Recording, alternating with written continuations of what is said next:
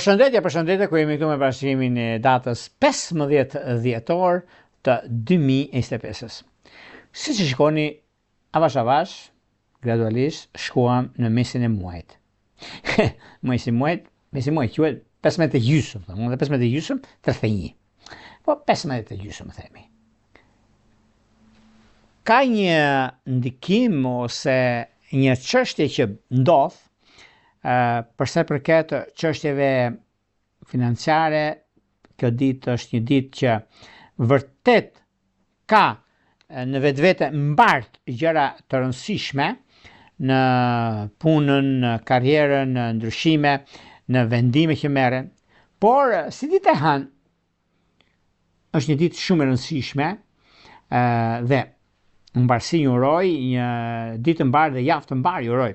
Por me që se përket dhe me datëlindjen time, që kjo do thotë që disa çështje janë ndryshe nga që mendojmë, por dhe unë mendoj sepse kur ke ditëlindjen gjërat ndryshojnë më ndryshe, do thoni juve, po pse më Jorgo, çfarë ndryshon? E merr një hap më përpara, jo mbrapa. Më përpara, pra që do të bësh, sepse do të realizosh gjitha, sepse nuk është koha ikën. Sepse çdo ditë, çdo orë, çdo muaj, çdo vit zbritet nga pesha, nga gjëra të mëdha që kemi. Po gjithsesi, është që Krishti ka dhënë letër me vlerë për të jetuar. Kjo ditë duket se data 15 dhjetor, ku kemi ndikimin e Marsit, ku Marsi kalon në Bricap. Atë kalon në Bricap do thotë në shenjën që ndihen më shumë rehat, duke shprehur veprimet, ambicjet, kërkesat.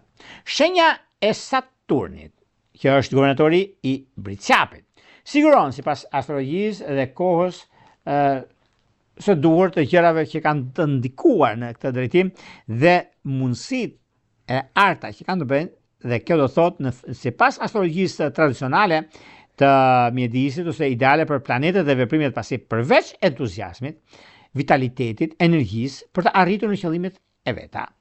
Ajo që ka dhe disiplinën, këmbguljen dhe durimin dhe shumë dëshirë, por dhe organizimin, strategjinë që duhet dhe është e nevojshme për para zbatimin në çdo plani deri në fund. Nga ky pozicion, ajo që do ndikojë më shumë në shenjat impulsive, dash, gafore, peshore dhe Bricap, ka një shans shumë të madh, një mundësi të artë për sa i përket zgjuarsisë, maturisë dhe vendimeve që merr. Por gjithsesi, është momenti dhe koha më ideale e që ndonjëherë, sepse kjo periudhë ndryshon mundësinë dhe momentet e duhura.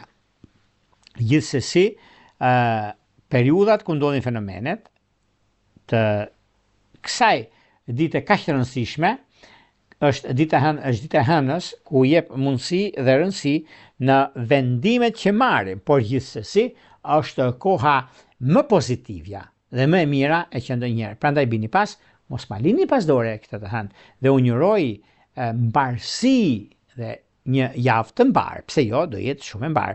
Përpara se të them bashkimet e detajuara të 12 zodiakale,